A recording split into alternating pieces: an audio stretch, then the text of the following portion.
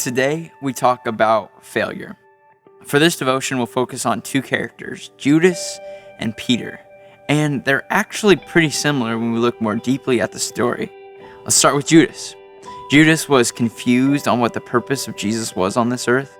He abandons Jesus and denies him. Judas is then brokenhearted because of his own decision.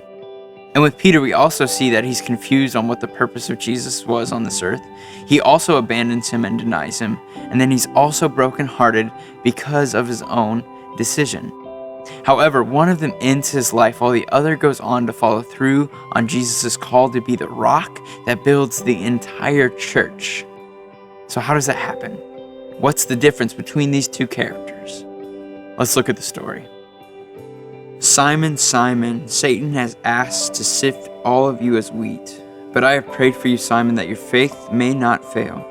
And when you have turned back, strengthen your brothers. But he replied, Lord, I am ready to go with you to prison and to death. Jesus answered, I tell you, Peter, before the rooster crows today, you will deny me 3 times. And we know the rest of the story. Peter fails. He denies Jesus 3 whole times. He was letting his own safety get in the way of trust and following. He was scared, and I think we all would be. He let his fear lead him to failure. And so Peter falls away as Jesus is crucified, and I can imagine Peter being absolutely devastated. In Peter's mind, the last thing that Jesus sees is Peter denying him. The last memory in Jesus' mind of Peter is of betrayal, of disloyalty, a friendship and brotherhood of 3 years discarded. But Jesus does not view us by our failure. He knows that Peter's failure was not his future. Jesus carries the cross up the hill with the failures of Peter and all humankind on his mind and on his back. It was now about noon, and darkness came over the whole land until 3 p.m.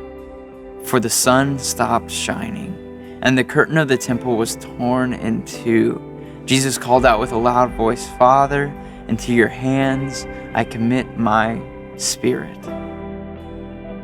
Later, knowing that everything had now been finished, and so that scripture would be fulfilled, Jesus said, I am thirsty.